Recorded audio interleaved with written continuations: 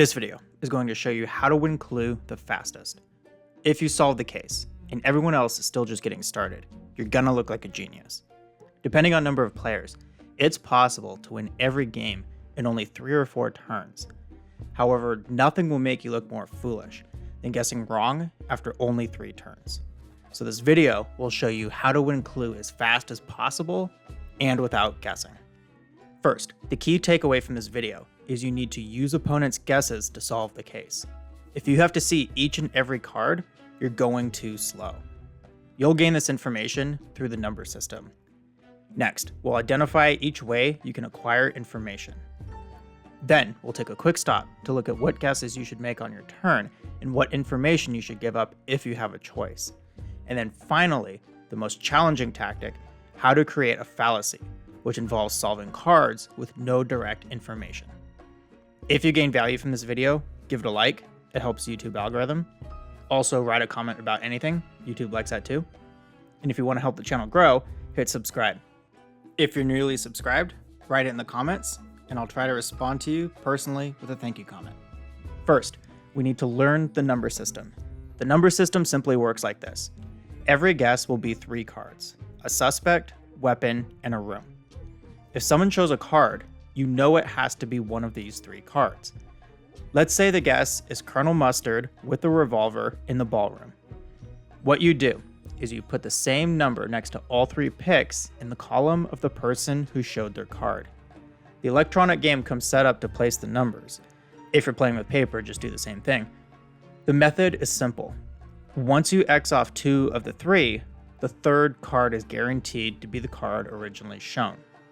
Why you use the number system is even if 20 turns have passed or you're cross-referencing 5 different things, if you eliminate 2 of the 3 spots, you are always guaranteed the 3rd one is accurate.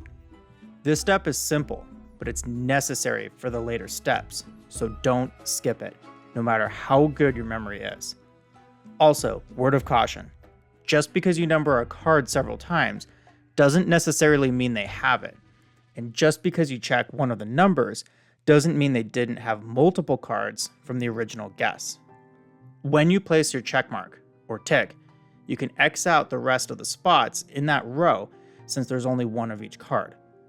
Eventually, you'll begin Xing out spots with numbers, which is how you start a chain reaction where you might uncover 1 card but end up solving 2 or 3 cards with the same information. Next, let's identify all the ways we can gain information. We'll do them in order of difficulty. First is obviously you know your own cards. Next is to be shown a card with your guess. Then, if you X out 2 of the 3 numbers, you know the 3rd. Fourth, if you have all of a player's cards, X out the rest. It'll be useful later. Fifth is if you X out an entire column except for the remaining cards. For example, Scarlet has 3 cards. There's only 3 spots left for checks. Boom, big brain energy. Those are Scarlet's cards. Sixth, if a card is solved and you X out an entire row except for 1 spot, let's say the weapon, since there can't be 2 weapons in the envelope, you know this player has it. This might not help us solve the weapon since we already know it, but it may help us in narrowing down something different like the room. And then 7th and most challenging is create a fallacy. We'll return to this one after we look at what guesses we should make and what information we should give up. When we guess, we want to maximize our efficiency because we may only get a few guesses during a game. Remember, if you make a guess and someone has none of those cards, everyone is gaining those X's. The most challenging info to obtain is the rooms, both because there are more rooms than suspects or weapons, and you have to travel to each. Therefore, when giving up information, we should try to avoid giving up rooms as long as possible. You might not have a choice, but if you can show a suspect or a weapon first, do it. Players can eventually piece the puzzle together, but it can slow them down. This is because what you want is to obtain as many numbers or X's as possible. You need a lot more information to solve a spot without a number than with a number. You can also isolate your guesses. Or, in other words, you can guess information you know in order to target a specific piece of information. You can end up revealing information doing this, but this can be great at the end of a game. For example, let's say it's down to one of two rooms. You mosey into the hall, and your hand is candlestick, ballroom, and study. You've also solved plum is the killer.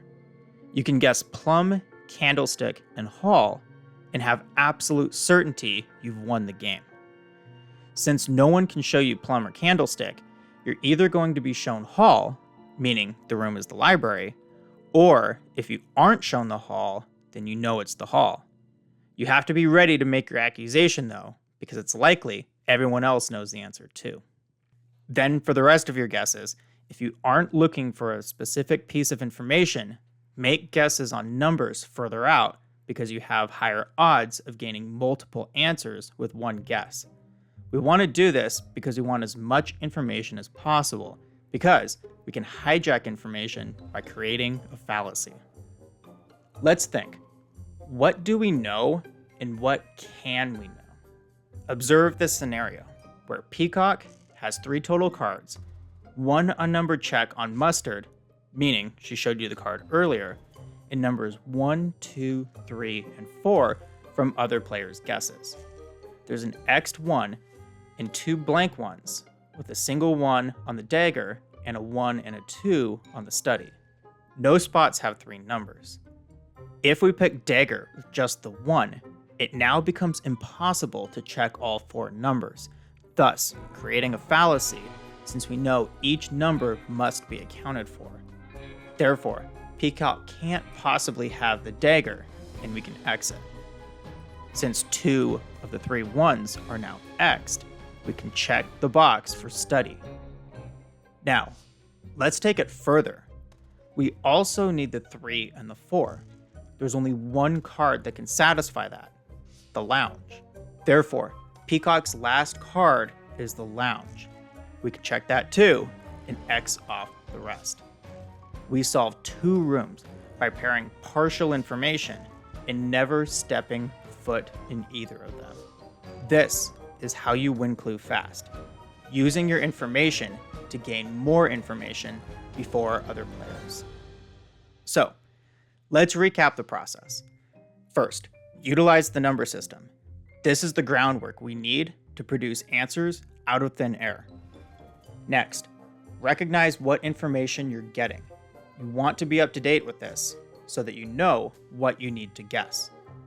Then, make your guesses geared towards the most information early on and targeted towards the final answer near the end. And remember, use the information you have to create more answers. If you know a scenario is impossible, you can exclude it. If you haven't used some of these strategies, it might take a few games of practice, but after you get the hang of it, you'll be solving the game every time before anyone else has solved anything. If you learned how to play Clue better, give this video a like and subscribe for more videos.